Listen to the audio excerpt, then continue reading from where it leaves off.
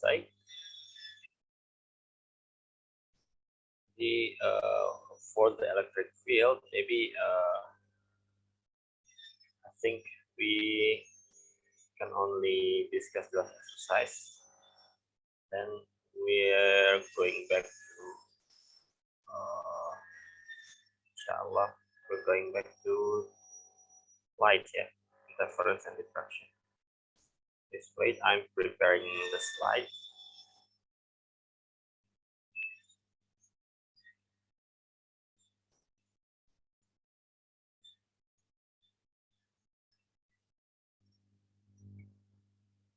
Okay, this is number 1 of the previous exercise. There are two charges, charge A and B. Charge A is -2 microcoulomb and charge B is plus 4 microcoulomb.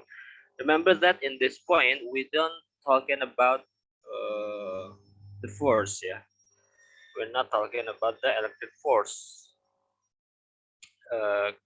We're talking about the electric field, yeah.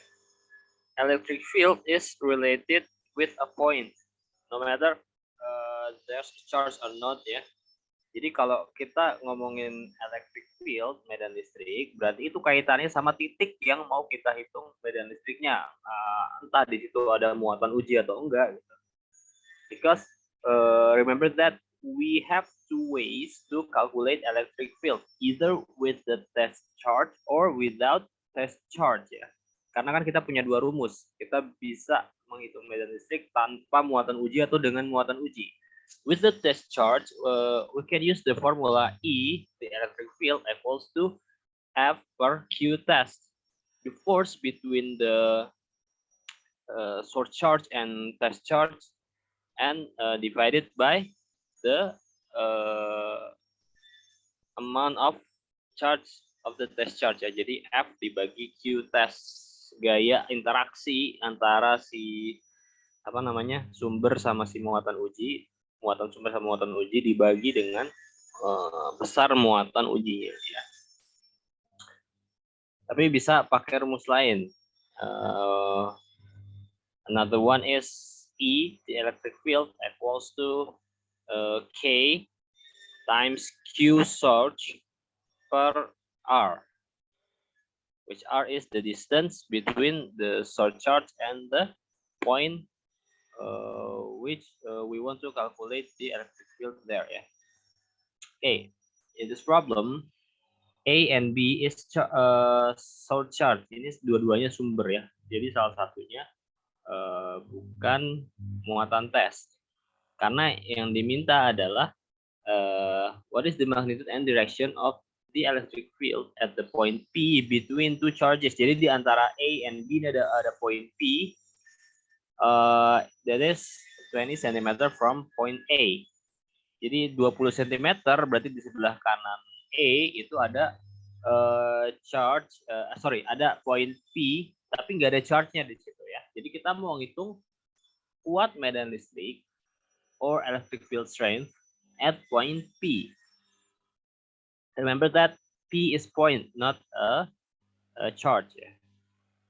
I want to emphasize this so that you can understand that when we're talking about electric field, itu nggak masalah, ya, mau ada muatan atau enggak, ya. So we have some data. Charge A, QA, is -2 microcoulomb, and remember that micro is 10⁶, yeah. And charge B or QB is 4 microcoulomb. The distance between charge A and point P, we label it as RAB. It's 20 cm. So we can convert it to meter, and it becomes 0.2 meter. And the distance between charge P and point P, we label it as RBP. It's 20 centimeter. Yeah. It's 0.2 meter. Why? Kenapa kita bisa langsung label dua-duanya 20 cm. Ada yang tahu? Kan yang diketahui kan itu tuh yang di soal the distance between point P and point A 20 cm. Tapi kenapa bisa langsung di sini RBP-nya bisa langsung kita tulis 20 cm? 40 kurang 20, Sir. Yes, benar. Karena distance between A and B 40 dan point P is between. Berarti otomatis between berarti dia di daerah sini ya kan. Jadi tidak ada kemungkinan sih, sorry. Tidak ada kemungkinan point P-nya di sebelah kiri A karena dia bilang itu between. Tapi nggak menutup kemungkinan ya ada soal lain di mana poinnya itu ada di sebelah kiri muatannya atau di sebelah kanan muatannya, jadi bukan di tengah sini. Ada kemungkinan soal-soal kayak gitu dan saya rasa saya beberapa kali ngasih soal kayak gitu ya, yang atau ngasih contoh soal kayak gitu yang poinnya itu di sebelah kanan atau di sebelah kiri, jadi bukan di tengah. Dan poin yang perlu diingat juga kalau poin yang mau dihitungnya itu ada di sini, titiknya itu ada di sini atau ada di sebelah kanannya, maka dia tetap dapat medan dari misalnya poinnya di sebelah kanan B, maka dia tetap dapat medan dari A. Jadi istilahnya tetap nembus gitu walaupun dia terhalangi oleh B ya. Oke, kita lanjutkan lagi. So we have both distances, distance between P and A and distance between B and P. So we're asked the magnitude and the direction of the electric field at point P. And here, kalian harus dilihat di sini. Ini juga ditanya direction, arahnya juga ya. Oke. Lanjutkan. So the solution is we calculate the EA ya, the electric field from charge A. So we can simply calculate it as EA equals to K QA per R AP squared. Oke, tinggal masukin aja angkanya ya. K itu 9 kali 10 pangkat 9. QA itu 2 kali 10 pangkat min 6. And RAP itu 2 kali 10 pangkat min 1. Ya kan, karena ini udah di-convert ke meter. Oke, terus jangan lupa kalau ketemu kayak gini, kalau ketemu kayak gini, R-nya itu dikuadratin. Terus ini kan jadinya 2 dikali 9 jadi 18 ya. Terus 9 dikali min 6, 10 pangkat 9 dikali 10 pangkat min 6 jadi 10 pangkat 3. Per 2 dikuadratkan jadi 4. Dan ingat ini dua-duanya dikuadratkan ya. 2 sama 10 min 1-nya dikuadratkan. Pangkat dipangkatkan jadi pangkatnya dikali. Maka min 1 dikali 2 kan jadi min 2 ya. Jadinya 10 pangkat min 2. Terus 18 dibagi 4 itu jadi 4,5. Oke. Terus 10 pangkat 3 dibagi 10 pangkat min 2 jadi 10 pangkat 5. Charge A is negative so that the direction of the electric field points toward QA to the left. Nah, jadi kan ingat arahnya kalau muatan negatif arah medannya masuk ya kan.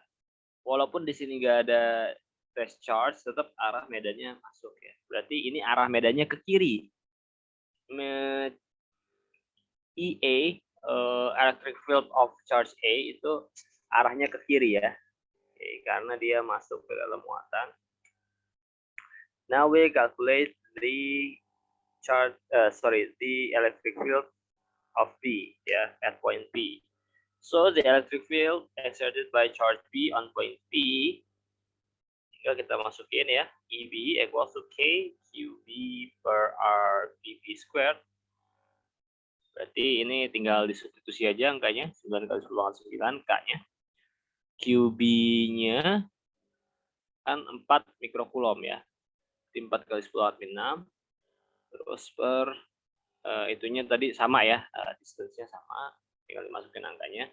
Maka 9 dikali 4 jadi 36. 10 pangkat 9 sama 10 pangkat min 6 dikalikan jadi 10 pangkat 3. Ini sama ya, bawahnya sama yang EA. Sehingga 36 dibagi 4 jadinya 9. Jadi hasilnya yang EB itu 9 kali 10 pangkat 5. So charge B is positive so that the direction of the electric field points away from QB to the left. Jadi karena dia positif, jadi arahnya ke kiri. Oke, sekarang saya mau nanya, berarti resultannya itu ditambah atau dikurang kalau kasusnya kayak gini? Anyone can answer me?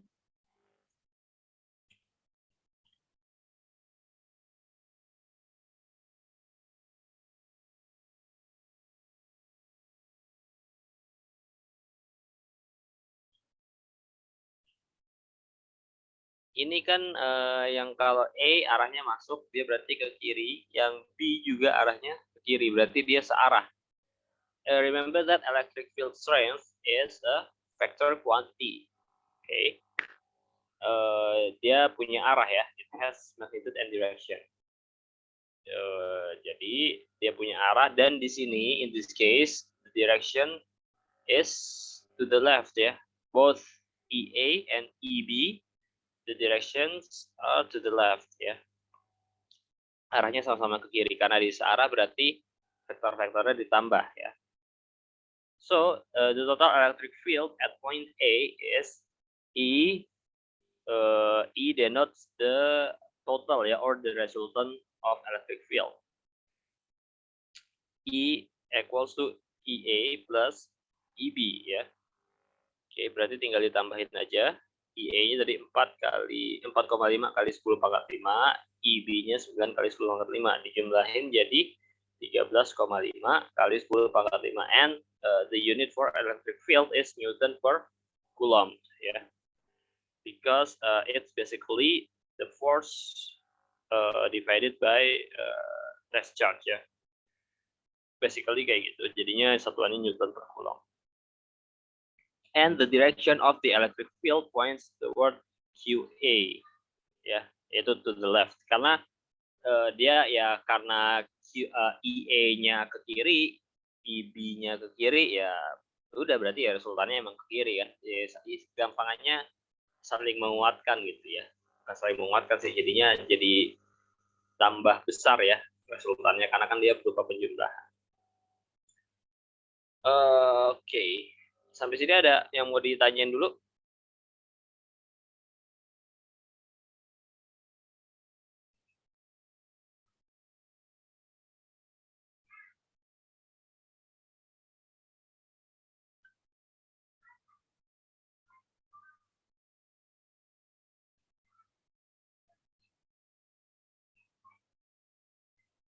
Mungkin bisa ini dulu disimak diperhatiin dulu itunya sambil dicoba pahami slide ini. Kalau saya tungguin kalau ada yang mau ditanyain regarding this problem.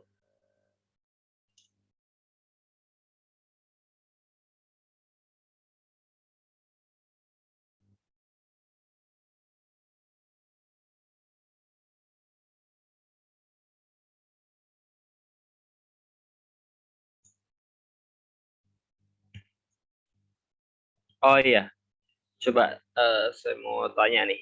Kalau nggak ada yang nanya, saya yang tanya. Ini kan di sini 2 min ya. Tapi kenapa di sini nggak pakai min lagi? Kenapa di sini pas dihitungannya nggak dimasukin min? Soalnya minnya buat nentuin arah aja, Sir. Yes, benar. Jadi min-nya itu buat nentuin arahnya. Jadi supaya kita tahu nih, oh ini min berarti di tengah sini, ini arah medannya masuk ke dalam sini gitu.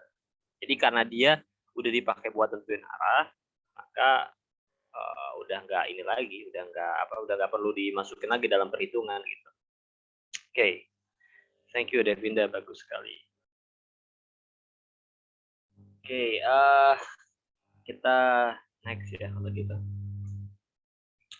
Number 2, the charge A is positive and the charge B is positive.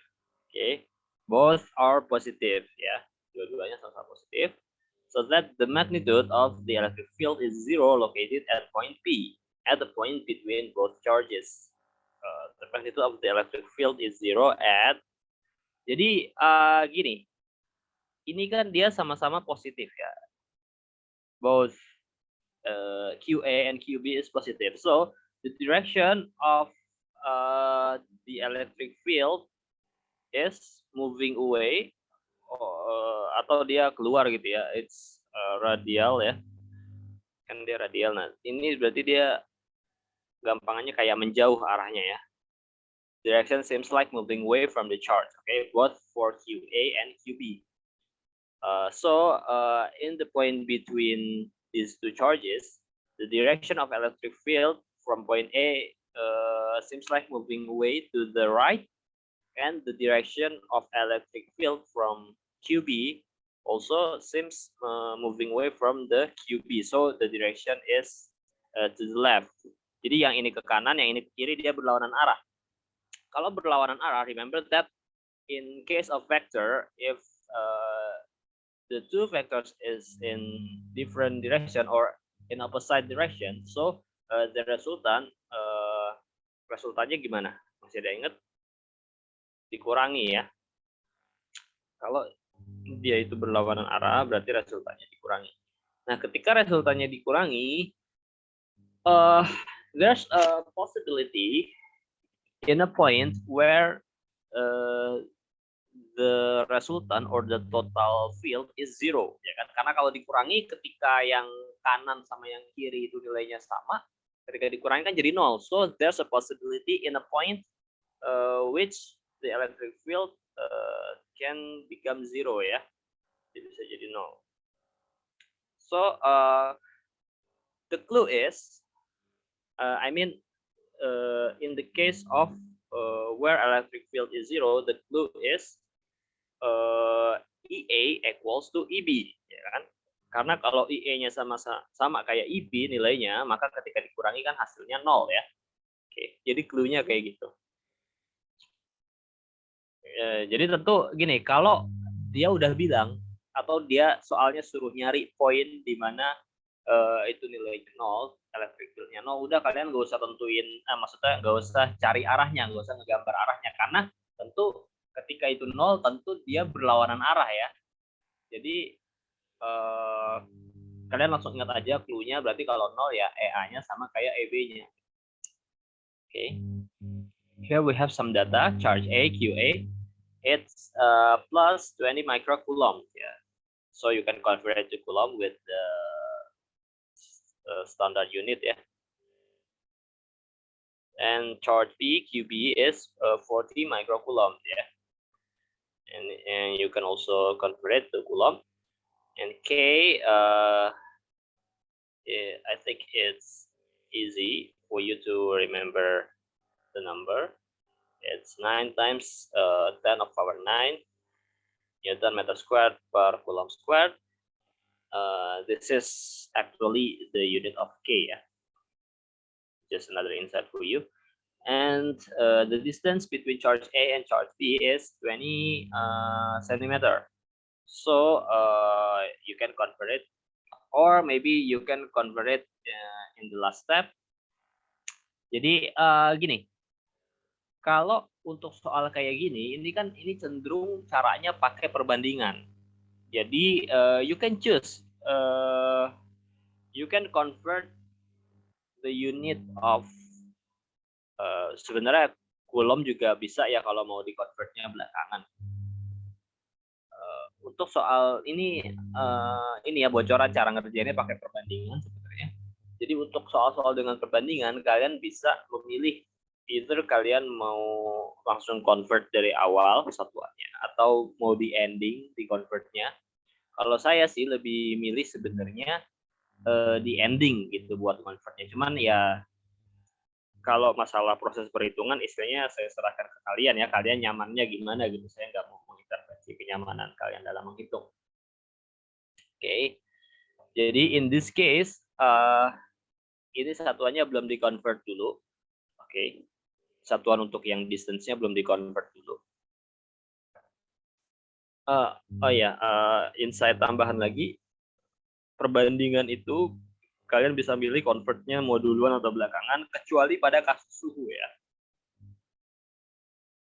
In case of konversi misalnya dari Celsius ke Kelvin. Karena itu kan convert-nya berupa penjumlahan bukan perkalian. Maka itu walaupun soalnya perbandingan, kalau suhu, nah itu tetap di-convert dulu untuk amannya. Oke, balik ke sini lagi. So, the magnitude of the electric field is zero located at. Nah, tanya ketika electric field-nya zero itu lokasinya di mana? Oke, ini ya. Before we discuss this problem, I want to know how's your understanding ya. Coba, ini kan hanya sekedar angka ya. Kita tahu bahwa ada satu titik di mana electric field-nya itu zero. Oke, itu hanya ketika kita membicarakan itu berarti kita bicara masalah angka. Oh, itu nilai electric field-nya zero. Tapi ada yang tahu nggak itu fisiknya kayak gimana, fisikanya kayak gimana? Ketika kita bicara angka berarti itu aspek matematisnya gitu kan. Tapi aspek fisikanya itu apa? Artinya kalau electric field itu zero itu artinya apa sih? Anyone can answer me? Atau ada yang pernah baca-baca gitu? Oh, electric field-nya zero itu artinya apa?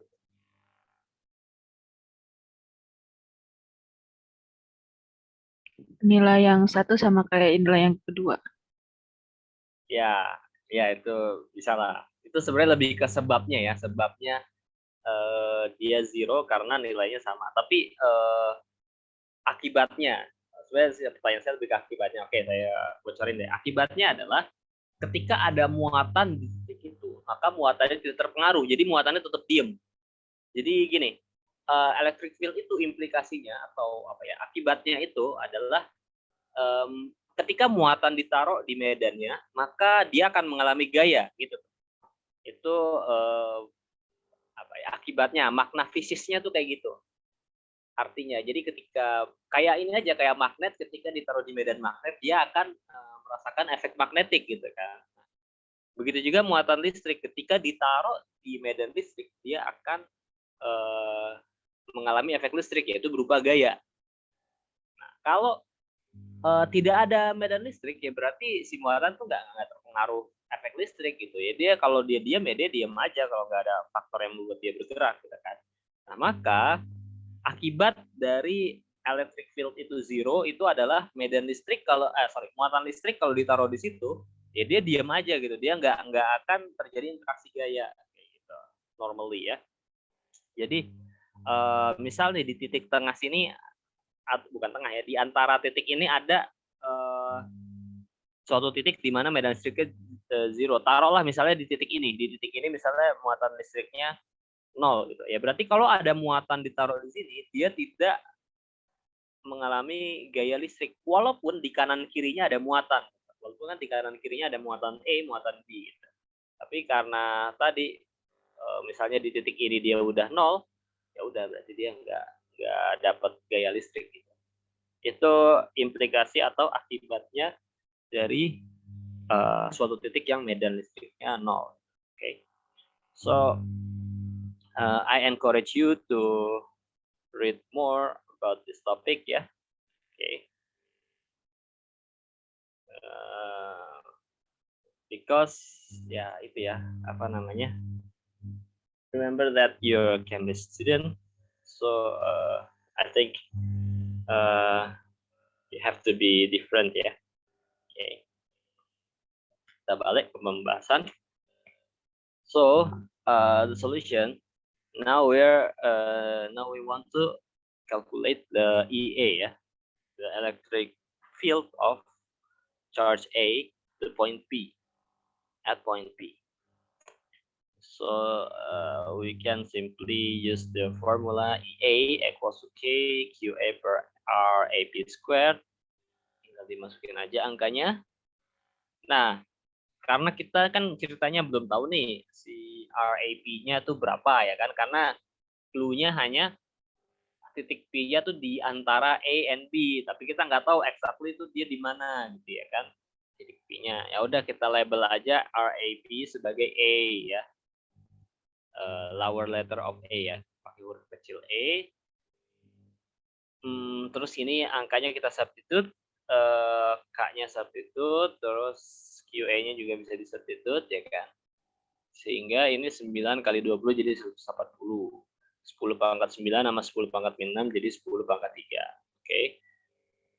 Ini kita save dulu nih persamaan yang ini and charge A is positive, so that the direction of the electric field points away from charge A or to the right, ya. Arahnya ke kanan karena dia keluar dari muatan arahnya, ya. And the magnitude of the electric field produced by charge P at point P. Nah, ini at point P sama cara ngitungnya, ya. Berarti tinggal dimasukin aja angkanya, Q-nya pakai QB and it's RBP squared. Nah, RBP-nya kita juga nggak tahu kan letak poin P ke charge B itu jaraknya berapa. Oke, tapi kita tahu dari A ke B itu 20 cm, terus tadi A ke P itu kita label sebagai A, ya. Maka sisanya itu berarti kan 20 dikurang A gitu, ya. So, RBP is 20 minus A, ya. And it's squared, ya. Ini dikuadratkan. Oke, kita hitung yang pembilangnya dulu. 9 kali 40 jadi 360. 10 pangkat 9 kali 10 pangkat min 6 jadi 10 pangkat 3. And ini dikuadratkan jadi pakai yang rumus A min B kuadrat jadinya A kuadrat min 2AB plus B kuadrat gitu kan. Rumus standar, ya. Jadi ini dikuadratkan jadi kayak begini. So now we obtained EB is 360 times 10 of power 3 per 400 minus 40A plus A squared. Okay, and we save this equation, ya. So now we have two equations of EA and EB. Charge B is positive, so that the direction of the electric field points away from charge B, yakni to the left, ya. Karena dia arahnya keluar, berarti ini arahnya ke kiri. It's just another insight because in the beginning of the problem I have said that the direction is opposite to each other, ya. And now the total electric field at point P equals to 0. So it must be like this, ya. Ini kan berlawanan arah, in opposite direction, so the sign should be minus, ya. It must be minus. So EA minus EB equals to 0, ya. And we can move minus EB to the right-handed side, so it becomes plus EB, and we have EA equals to EB. Now we can substitute EA we obtain from this equation, the equation 1. Maybe we can label it as equation 1. So we can substitute to this side, and for the right-handed side, we can take from the equation 2. Maybe we can label it as equation 2. Kita masukin ke sini. Okay, and remember that in this case, you can cancel what can be cancelled, ya. Bisa di cancel out, misalnya kayak 10 pangkat min 3 sama 10 pangkat min 3 bisa di cancel out, ya.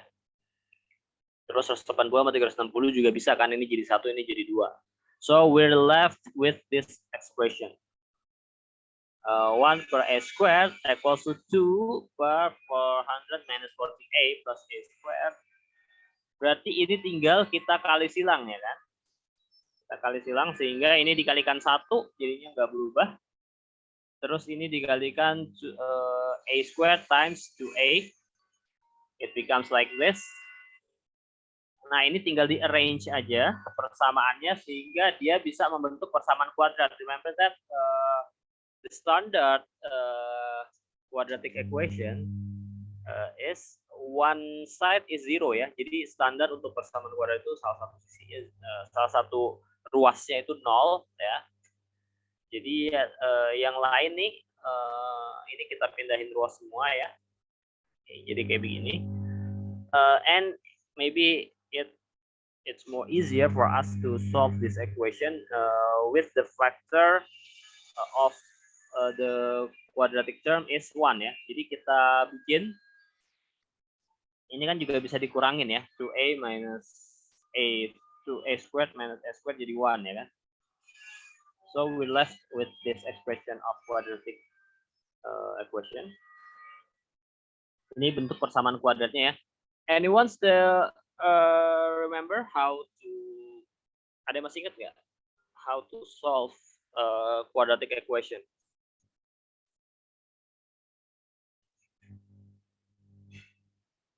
There are maybe two ways ya.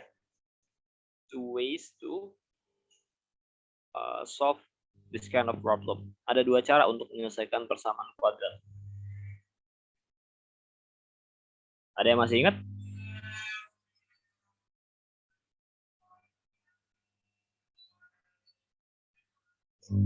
Even I think it's three ways ya. Jadi bisa pakai pemfaktoran, bisa pakai rumus ABC, atau satu lagi bisa pakai metode Horner. Mungkin kalau pernah dapat bab polinem di matematika ya.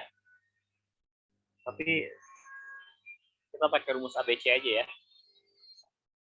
We use the quadratic formula to determine A. Kita pakai rumus ABC. In this case, A-nya berarti 1. E yang ini maksudnya beda ya sama E yang di ini nih. Sama E yang di sini beda. E ini maksudnya E yang di quadratic formula. Faktor di depan sini nih. Faktor di suku kuadratiknya itu 1 ya. Karena ini kan 1A kuadrat sebenarnya. Terus B-nya itu 40 plus 40 ya. And C-nya is minus 400 ya. Because the pattern of quadratic formula is ax squared plus bx plus c equals to 0. It's the pattern. So to find a yang ini nih, a yang distance ini, we can use the formula minus b plus minus square root of b squared minus 4ac per 2a ya. This plus minus stands for the roots ya, because the quadratic formula has maximally 2 roots ya. Persamaan kuadrat itu punya akar maksimal sejumlah 2 ya. Bisa sih 1, tapi kalau 1 ya berarti akar-akarnya sama gitu ya. Oke, berarti tinggal kita substitute ke sini angkanya ya. Yeah, I think you can use calculator to calculate this, and finally we have the result with a little calculation. We obtain A equals to minus 40 plus minus 56 per 2 ya. Berarti akar pertamanya itu pakai yang tanda plus. Berarti min 40 plus 56 per 2. Sehingga hasilnya 8 cm.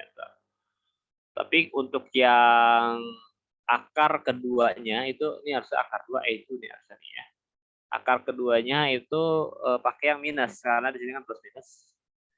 And this minus stands for the second root ya.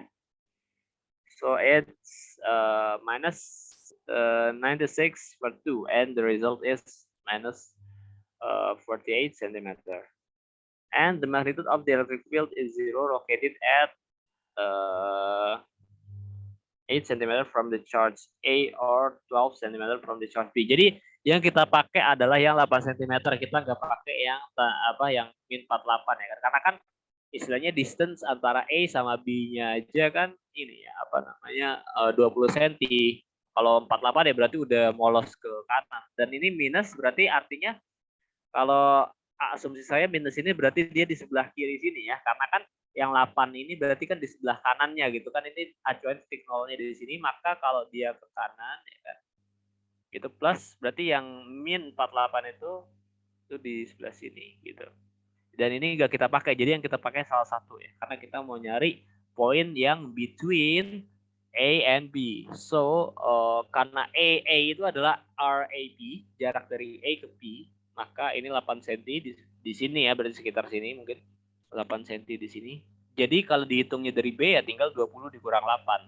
Ya jadinya itu berapa tuh? 20 dikurang 8.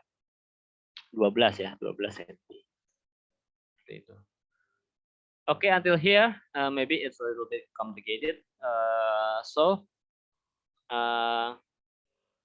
If you want to understand this problem, saya kasih waktu untuk ini ya, coba diperhatiin terus coba dipahamin. Dan kalau ada yang mau ditanyain terkait masalah ini, silakan ya, saya tungguin dulu sebelum lanjut ke contoh soal yang ketiga.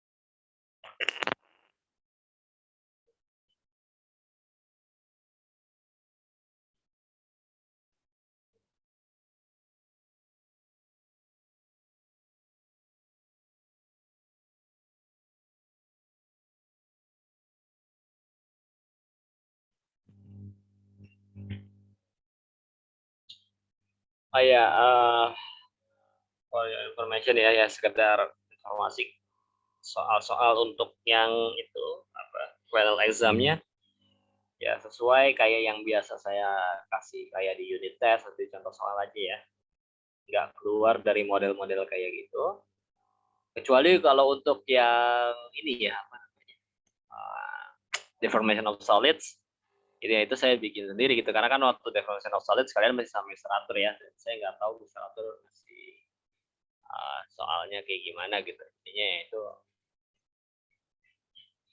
ya tipe soal saya lah pokoknya, saya bikin soalnya bisa jadi maksudnya beda gitu dengan yang dulu Mr. Atur kasih tipe soalnya. Yang penting kalian kalau bisa pelajarin aja juga dari deformation of solid.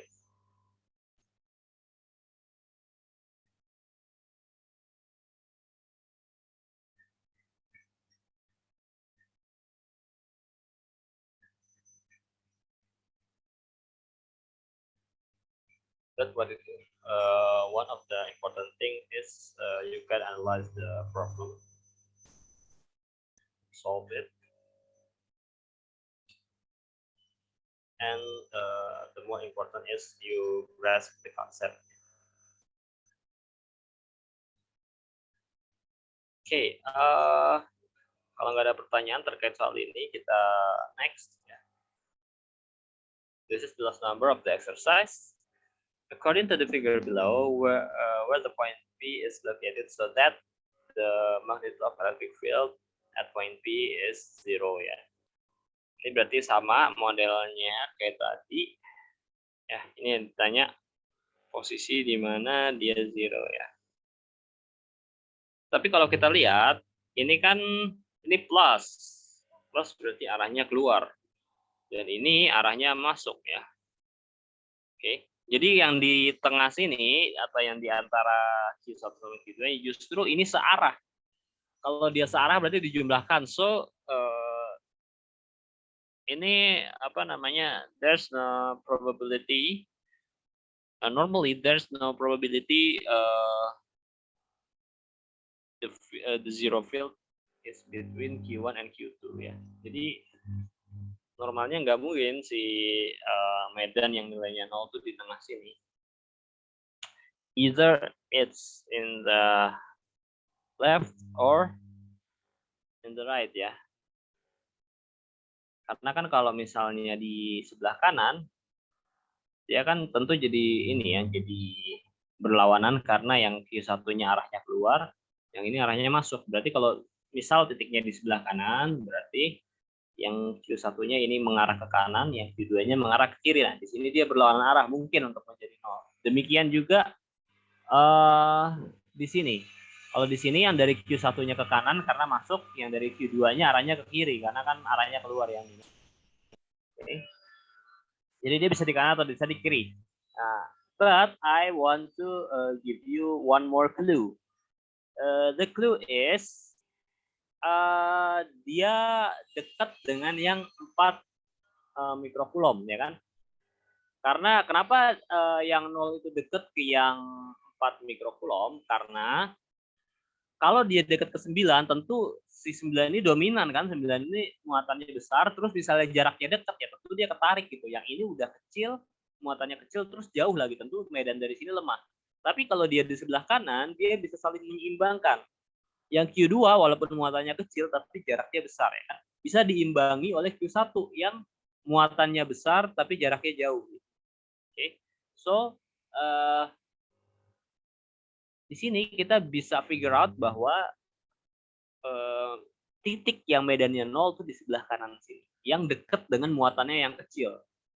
Karena walaupun muatannya kecil, tapi dia dekat sehingga field strength-nya kuat. Tapi yang ini walaupun besar, dia jauh. Gitu. Jadi bisa saling menyeimbangkan. Kalau dia seimbang, so the system can be in equilibrium ya. Bisa dalam posisi keseimbangan ya. Artinya di situ 0 medannya. Okay. And this is the explanation. If point P located at the left of Q1, the electric field produced by Q1 on point P points to leftward, yakni away from Q1, and the electric field produced by Q2 on point P points to rightward, or point to Q1. The direction of the electric field is opposite, so that the electric field at point P equals to 0. Yeah, it's just explanation, but here I have explained that the point where the electric field is 0 is in the right side of Q2. Yeah. So now we have some data. Q1 we have it's plus 9 microcoulomb, and Q2 we have it's minus 4 microcoulomb. So you can convert it to coulomb. Yeah. And it's just the number of K. I think you already remember this. And the distance between charge 1 and charge 2 is 3 centimeter. So now the distance between Q1 and point P, we can label it as A. Yeah.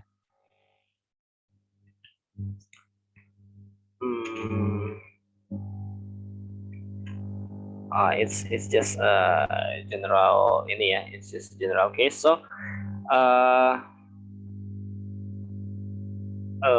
kalian sebenarnya bisa ya mau dibikin E-nya itu di sini juga bisa gitu.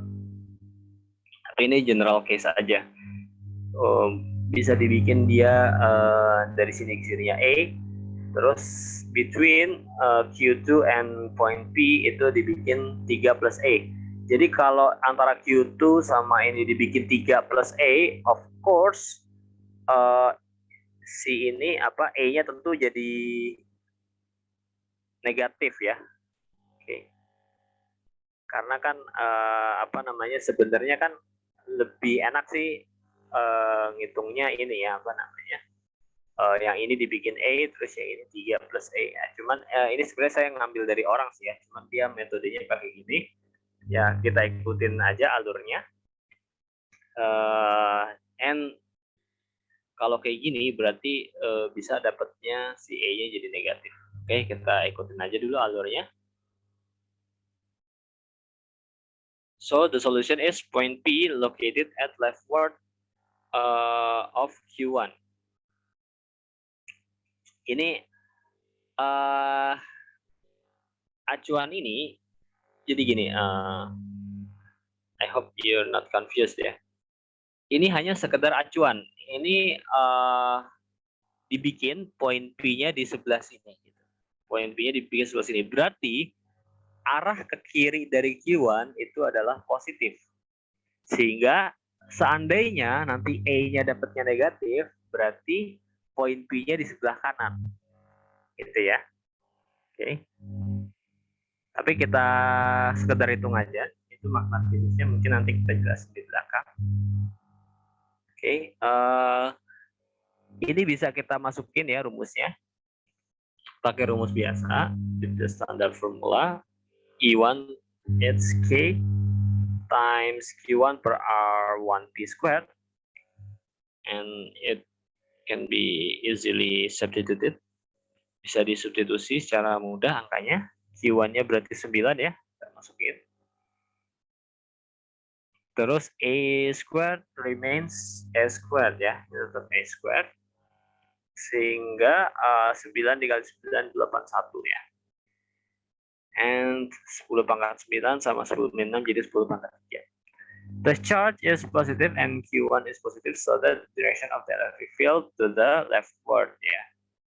In this case, it's to the left ya. Now we compute the electric field produced by Q2 at point P. Okay. Remember that kita pakai acuan di sini tanda positifnya, berarti tadi ini 3 ditambah E. Ya. So, ini berarti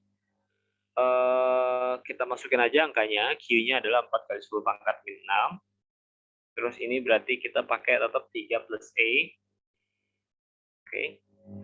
Berarti ini dikuadratkan, dan jangan lupa ini ketika dikuadratkan jadi bentuk persamaan kuadrat kayak tadi ya.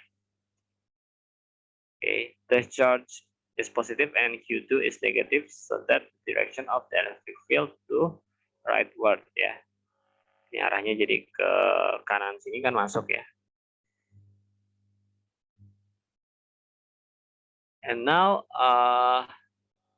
the resultant of the electric field we can compute. Nah, karena 0 dia tentu apa namanya? Dia ini ya dikurang. Dan kalau dia 0 ya berarti E1 minus E2 equals to 0. So we have E1 equals to E2. Tinggal kita substitute dari yang tadi E1 kita punya 81 kali 81 kali 10 pangkat 3 per A squared, and E2-nya kita punya 36 kali 10 pangkat 3 per, nah ini setelah tadi dikuadratkan jadi segini, 9 plus 6A plus A squared. Nah ini bisa di-cancel, jadi yang bisa di-cancel itu di-cancel untuk memudahkan perhitungan. 81 bagi 36 jadi 2,25 ya. Sekarang ini bisa kita kali silang ya kan. Jadi ini dikali silang ke yang suku kuadrat ini ya kan. Terus A squared dikali 1 ya jadi A squared tetap ya. Dan lihat ini perkalian yang enggak cuma ke angka depan ya. Karena ini kan dia dalam kurung ya, berarti dia masuk ke semua suku yang di dalam kurung ini. Sehingga hasilnya 2,25 dikali 9 jadi 20,25, 2,25 dikali 6 jadi 13,5, dan ini dikalikan 1 ya kan, jadinya 2,25 tetap. Nah ini kita kumpulin sehingga menyisakan ruas kanannya sama dengan 0 gitu ya. Berarti ini A squared or ini masing-masing kita pindahin ke kanan semua ya. Jadi 2,25 A squared itu jadi minus 2,25 A squared. Ini 13,5 jadi min 13,5. Ini min 20,25.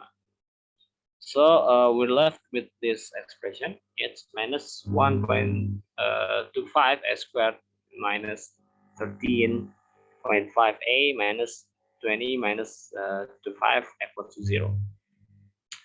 We can use the quadratic formula like we used in the previous problem ya. Here we have AA, ini maksudnya komponen kuadratiknya ya. Ini min 1,25. B-nya min 13,5 and C-nya min 20,25. So kita pakai rumus yang ini. It's familiarly ini familiar disebut sebagai rumus ABC ya. I think you have used this formula in grade 10th maybe in chapter of quadratic equations. Oke, jadi tinggal kita substitute angka-angkanya. Okay, it's just calculation and you can use calculator or other kinds of computing tools ya. Okay, so here the result is like this ya. Dia kalau dihitung dapat E-nya 13,5 plus minus 9 per min 2,5. Ingat ini plus minus itu nunjukin akar ke satunya, berarti kita pakai plus, akar keduanya kita pakai minus. Ternyata akar ke satunya kita dapat min 9. Akar keduanya itu dapat min 1,8. Oke, ternyata benar nih, kita dapat A-nya itu sama-sama minus. Kan tadi acuan A-nya di sebelah kiri, itu kalau A-nya positif. Ternyata kita dapat A-nya minus. Oh, ternyata benar nih. A-nya itu minus, berarti A-nya di sebelah kanan. Karena ingat acuan yang awal tadi itu A-nya positif kalau dia di sebelah kiri. Ya kan? Ternyata A-nya hasilnya minus. Berarti dia di sebelah kanan. So, here we have the distance between Q2 and point P is 3 plus A. Yeah. So it must be 3 minus 1.8, and it's 1.2 centimeter, or 3 plus A, and it's 3 minus 9, yeah, 3 minus 9, and it's minus 6 centimeter. So the distance between Q1 and point P equals to minus 9 centimeter, or minus 1.8 centimeter. So P is located 1.2 centimeter rightward of Q2. Jadi benar, si Q2-nya itu letaknya adalah di sebelah kanan ya.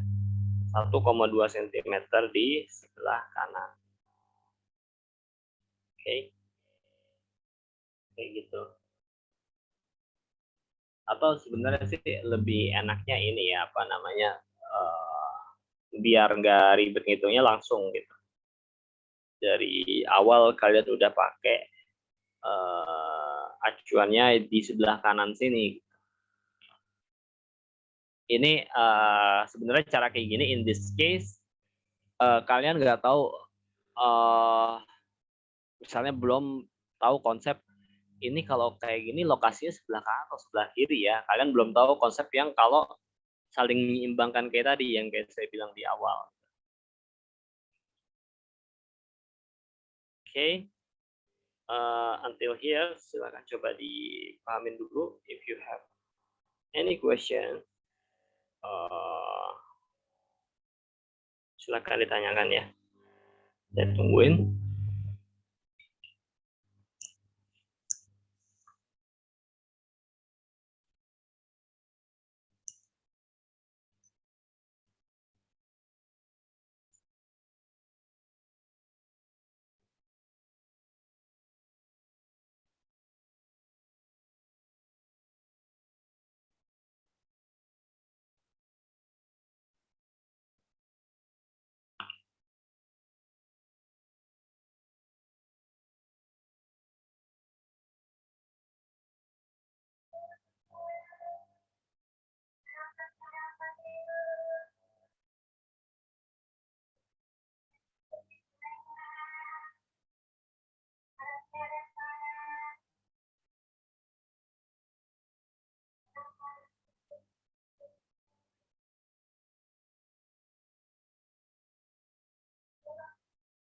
Tapi kelebihan metode ini adalah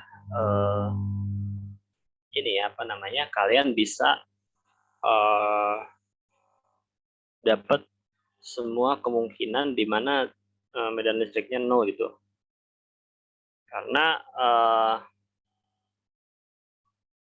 ini kan bisa ada 2 titik ya, di mana dia medannya 0. Pada titik yang 1,2 di sebelah sini, atau yang min 6 cm. Nah, asumsi saya min 6 cm-nya berarti di sebelah sini sebenarnya juga bisa gitu. Cuman kalau buat nyari dua titik kayak begini ya, itu ini ya cukup melelahkan ya. Jadi sebenarnya kalau misalnya kalian cukup ngitung salah satu, kalau kalian misalnya nyari di sini ya mungkin cuma bisa dapat satu, tapi juga sih saya belum nyoba juga ya. Tapi mungkin ini lebih wise kalau dihitung acuannya langsung di sini. Lebih wise dan lebih memudahkan perhitungan. Oke. Yeah, I think it still remains 10 minutes. Maybe we can review a little bit about the diffraction on and interpretation of interference of light ya. Kita bisa review sedikit mungkin terkait diffraction sama interference ya. Maybe kita langsung review ke contoh soal diffraction sama interference saja ya biar kalian langsung ke refresh lagi gimana cara solve problem di diffraction and interference. Oke, kalau ini nggak ada pertanyaan maka slide yang ini saya end screen sharingnya. Okay, I'm preparing another slide.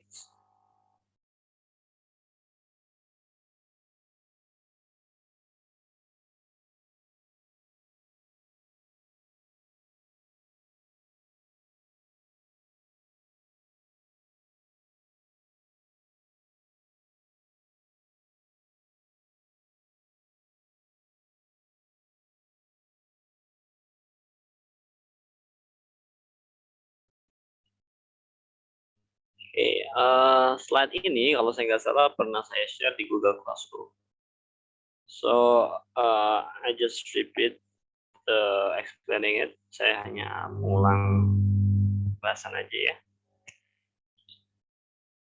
And it's the problem. Ada yang masih ingat this problem? Is it interference or diffraction? Remember that the characteristic of diffraction is its single slit, and the characteristic of interference is double slit. So in this case, is this diffraction or interference? Interference. Yes, interference because it's double slit, slit X and slit Y. Yeah. Okay. And Q denotes the central bright fringe and P denotes the second bright fringe. Second bright fringe ya. Ini yang titik yang ini di antara P dan Q-nya first bright fringe. Oke. Okay. Jadi dari Q ke P ingat bahwa N-nya sama dengan 2N. N denotes the order of fringe ya. Either it's bright fringe or dark fringe. Okay, an interference pattern is observed on a screen 3 meters away from slits X and Y, which have a separation of 1 millimeter. So the separation between slit we can denote it as A. Yeah. Oh, sorry, SD. Yeah.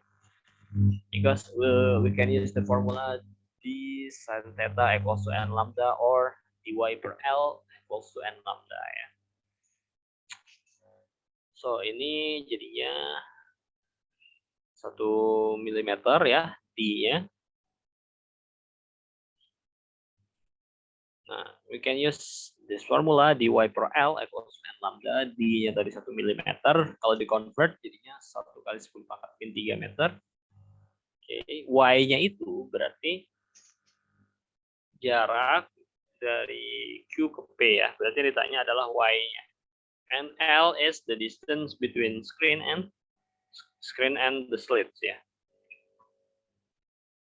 Okay, so we can easily substitute ini d-nya 1 kali 10 pangkat min 3 ya. Dikalikan dengan y per 3 which is the distance between screen and slit equals to 2 times lambda ya. So we don't need to substitute the number or the value of lambda because y in the variable of lambda ya. Okay, so it's easily 3 dikali 2 jadi 6 ya. Terus 10 pangkat min 3 ini kan kali silang ya. Ini kan saling kali silang. 3 jadi kali 2, 10 pangkat min 3-nya ke bawah. Nah, 10 pangkat min 3 karena diletaknya di bawah bisa naik ke atas jadi 10 pangkat 3. So, the answer is y equals to 6 times 10 of power 3 lambda ya. And the answer is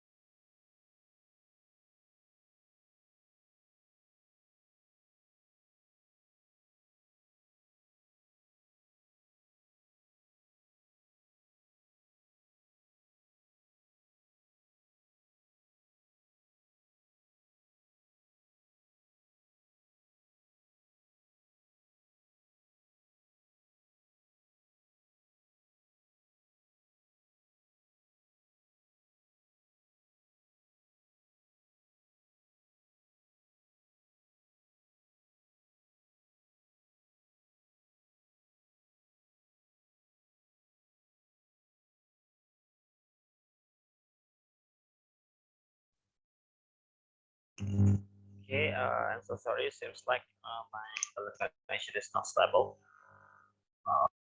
So, okay.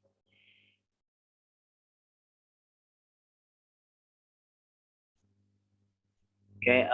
Remember about this formalism. Okay. It's the derivation of the formula dy per L equals to n lambda or d sin theta equals to n lambda ya. So I think you have to exercise to rederive this formalism ya, because ini bisa memudahkan kalian ketika misalnya kalian coba ini ya, apa namanya, buat kalau misalnya lupa rumusnya gitu ya. Okay, so I hope if you asked how to find this formula, you can rederive this formula ya from this method. Jadi saya harap kalian bisa ini apa namanya, kalau misalnya diminta untuk menurunkan rumus ini, kalian bisa ya, dan bukan sekedar bisa nurunin, jadi maksudnya juga paham juga kenapa penurunannya seperti itu ya.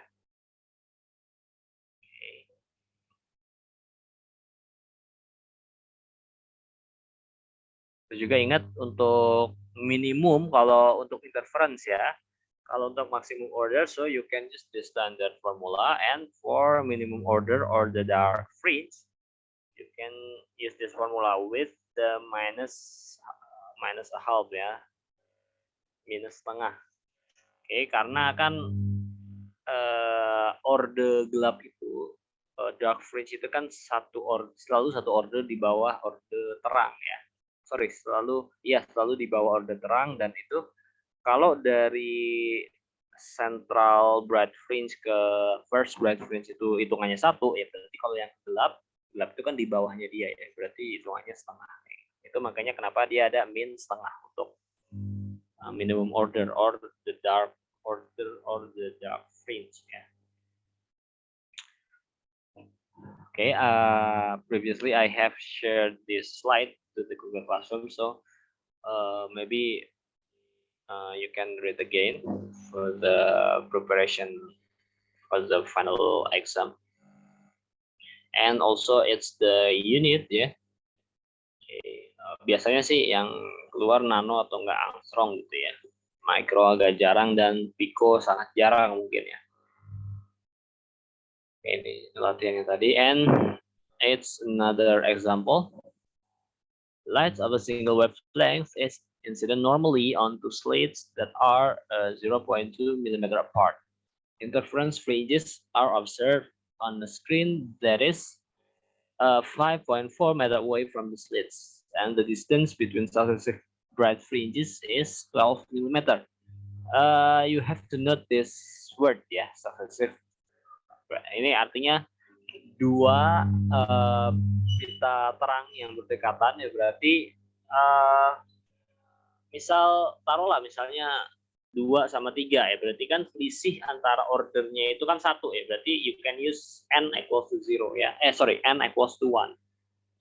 Soalnya 4 sama 5 ya, selisihnya kan 1, selisih ordernya ya, berarti you can use the n as the difference between value of orders ya. So we can simply use this formula also.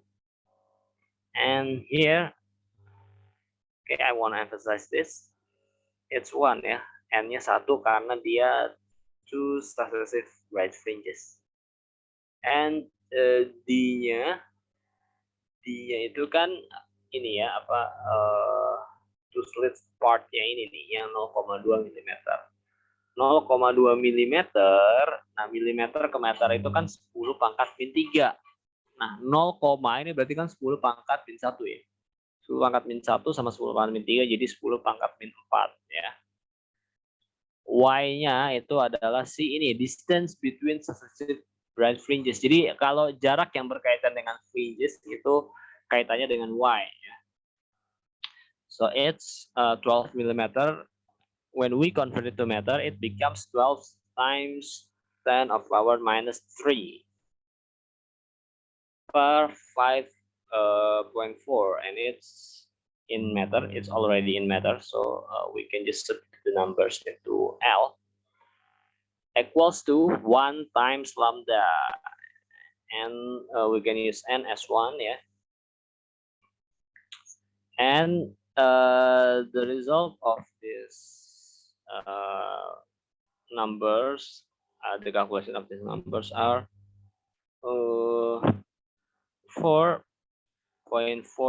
times 10 of power minus 7 ya. Oke. Ini karena hasilnya nggak ada yang segini, bisa berarti kita pembulatan, berarti ini ya yang paling mendekati. Nah, cuman this is important how to convert such as this. For example, minus 10 power of minus 7 into the unit of nanometer. Gimana caranya mengconvert 10 min 7 meter ke nanometer? Caranya adalah meter itu berarti kan 10 pangkat 9 nanometer. Karena kan kalau 1 nanometer itu 10 pangkat min 9 meter. Berarti kalau 1 meter 10 pangkat 9 nanometer, tinggal dibalik aja ya. So, ini 10 pangkat min 7-nya remains di sini. Ini meter berubah jadi 10 pangkat 9 nanometer. Maka 10 pangkat min 7 dikali 10 pangkat 9 jadi 10 pangkat 2 ya kan.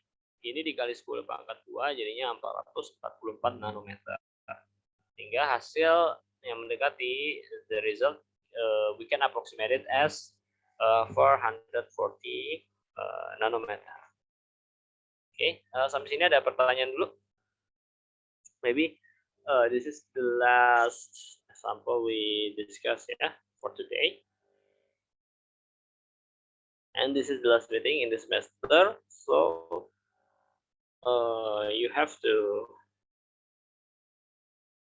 read and read again ya. maybe you can read from the slides I have shared on Google Classroom. Yeah. Okay, I'm waiting for the question. If you have any question regarding this problem.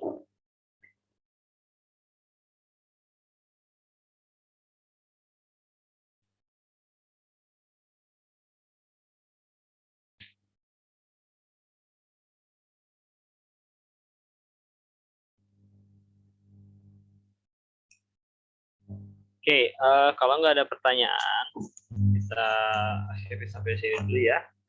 Thank you for your attention. Assalamualaikum warahmatullahi wabarakatuh.